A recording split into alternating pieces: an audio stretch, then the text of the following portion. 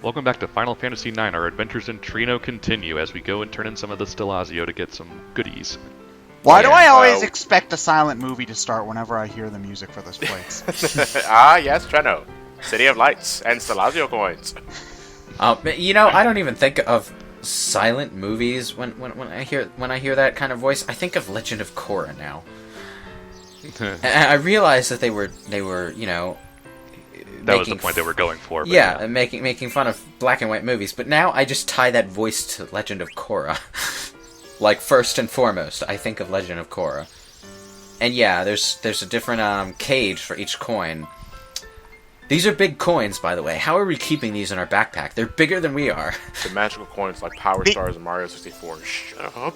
No, look, they're actually physically bigger than Garnet. Yeah, but look how they materialize. Those sparklies. You can fit any kind of We're keeping these coins out of their natural habitats, man. They should be free in the wild and not trapped by this queen dude. Like, this is a... give you the cancer. Yeah, but Zodiac stuff, Zodiac collectibles and imagery and bosses have been actually a fairly big thing since you do want to get this.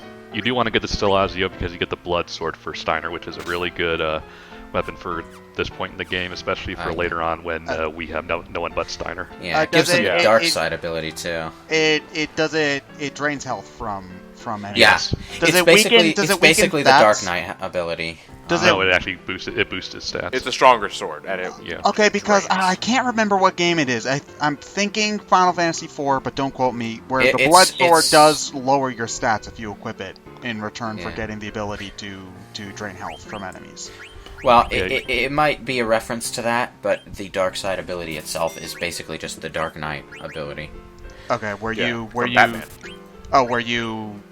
take damage on yourself and then you do more damage to enemies because of that. Yeah. Well, that's the Final Fantasy IV DS rendition of Darkness. Well, Darkness just straight up wasn't in the original. No, it was. It was? It was in the original Japanese version. They removed it for the first American release. That baffled the fuck out of me. No, they removed most of the characters. Yeah, they got rid of Rose's Prey, Tella's Recall, and... It was a very odd time for Final Fantasy in the early 90s. I can't tell if that was censorship or them trying to make the game quote-unquote easier by making it less complicated. It was that, I think. Even though the US version of Final Fantasy 2, meaning 4, is still harder than the Japanese easy type. Believe it or not. So, yeah. Anyway, one thing I wanted to follow up on, because I somehow managed to interrupt myself at the end of last part when it comes to the rat tail. When you buy all those special items from the auction house, that's when you can get the magical fingertip. Oh yeah. Oh my. Who you want to give to an old man in Daguerreo. Hold on. I'm not sure I want to give my magical fingertip to any old man. Okay, John. It's not your magical fingertip. Okay. Now, which side quest in Daguereo does the magical fingertip do? Is that the renaming? It's where you get the Excalibur. Oh, Excalibur 1. Okay, yeah. And it's almost note for note the same way you get the Excalibur in 4. Only that was the actual rat tail that gave you. The rat tail in 4 gave you the adamantite in 4, which you used to trade to the blacksmith in the underworld to get the Excalibur. You guys do realize how morbid it is that these guys are selling rat tails when rats are a sentient creature in this universe? It's like we'd be selling like somebody's foot in an auction house. It's kind of fucked up. Well, there's probably someone's preserved finger in a bottle that has been sold in an auction house because it belonged to some famous person. And it's fucked up. Oh, man. Undead killer, alert.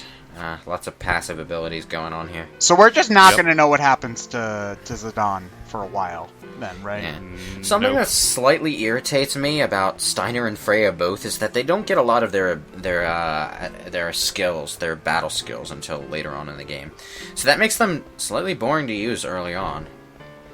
Where all you can do is basically just I think it might just because in an RPG, just choosing the attack command is usually really kind of a boring choice. You kind of want to be doing something fancy. Yeah, sort of. And, for that matter, Freya is a little less boring than Steiner to me because she has the jump ability. Oh! Mini Sid. Darker's Artifact. There's also the Mini Sid.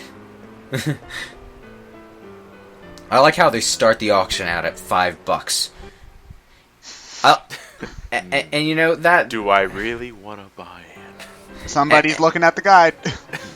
Yep. Well, I wrote down everything I needed to, so I think I was just checking what I needed to buy. The other thing, though, is that when people talk about Final Fantasy's money, they usually talk about it in terms of dollars. But you gotta remember, this is a Japanese game. So gil are being measured more in, Yen? Yen, yeah.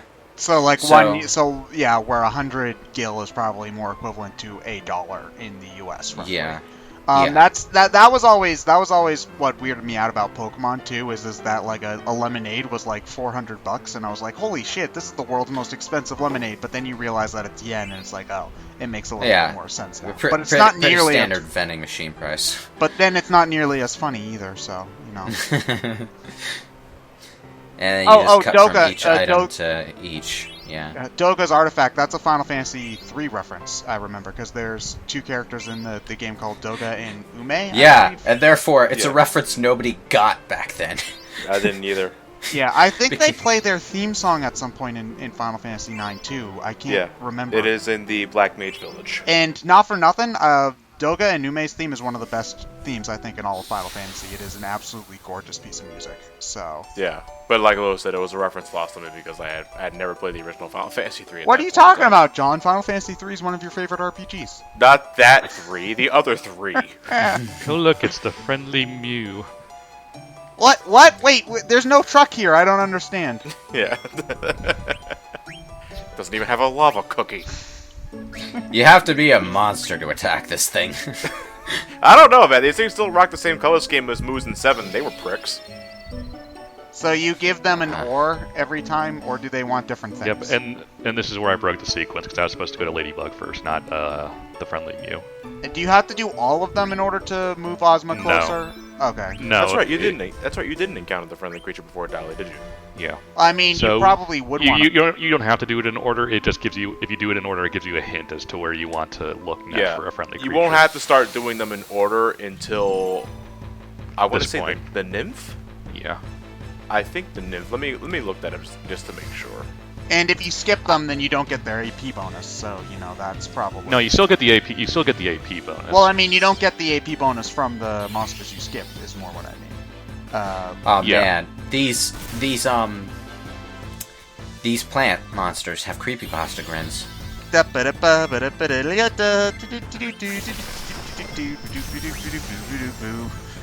No, like they have the exact smile I've seen on creepypastas. So like mandragores, I think.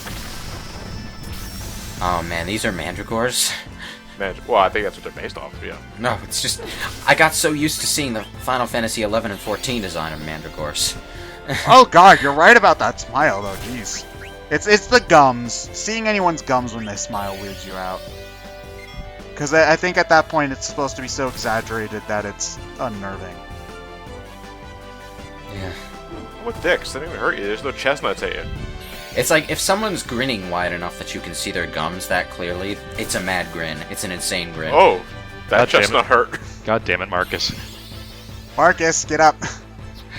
Leave them on the ground. I need you to steal shit.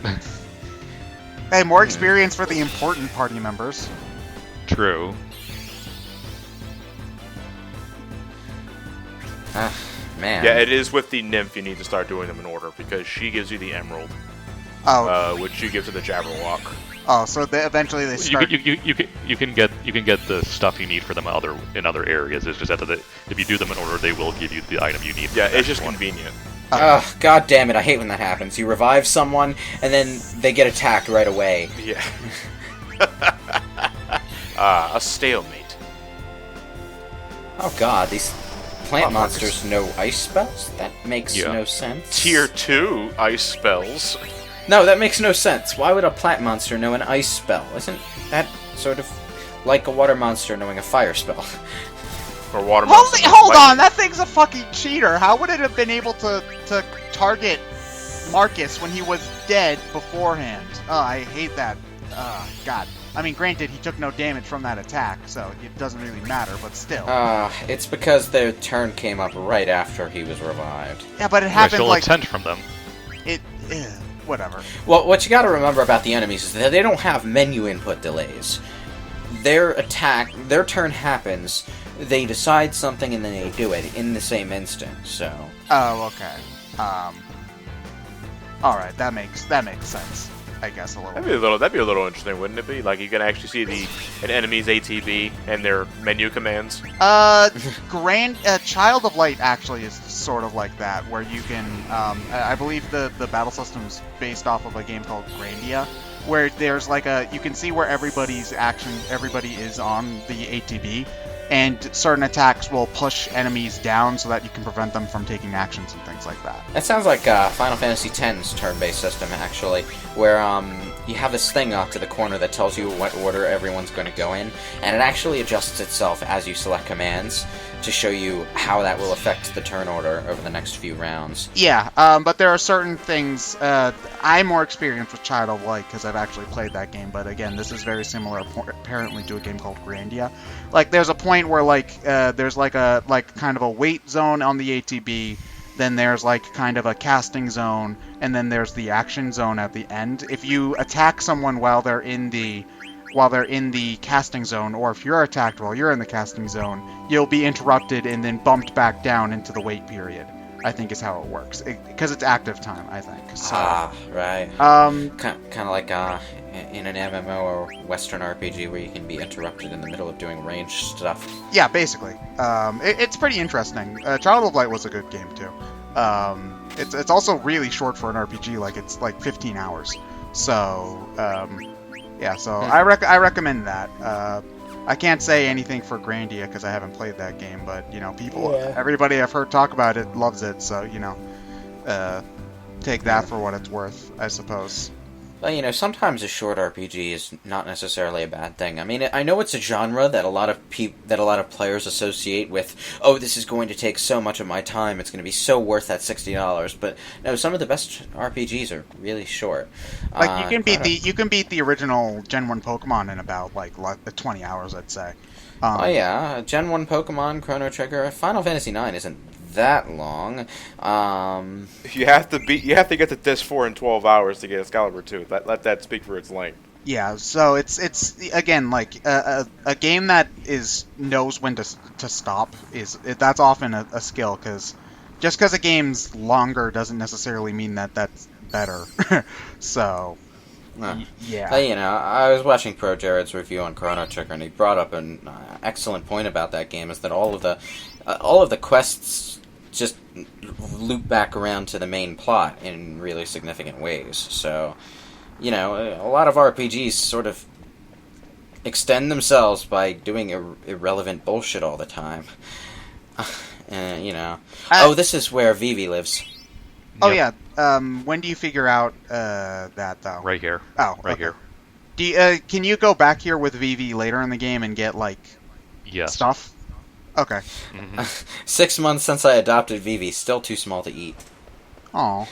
It's funny because Vivi remembers his grandfather in a really touching way, but it seems like his grandfather was really just intending to eat him.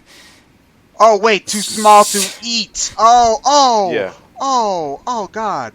I took that as he's too small to eat anything himself. And, Nope, he's one of Keena's people. So you have such an innocent mind, Ted. Oh God. Yeah. Anyway, if you go back there later when you have Vivi in your party, there'll be some flashback material. Even more if you have Quina in your party as well. Oh, and yes. Quina sorry, my dad tried to... She starts hallucinating. What, Keena starts hallucinating? Yeah. Oh, God. It's really, really trippy character development. All right.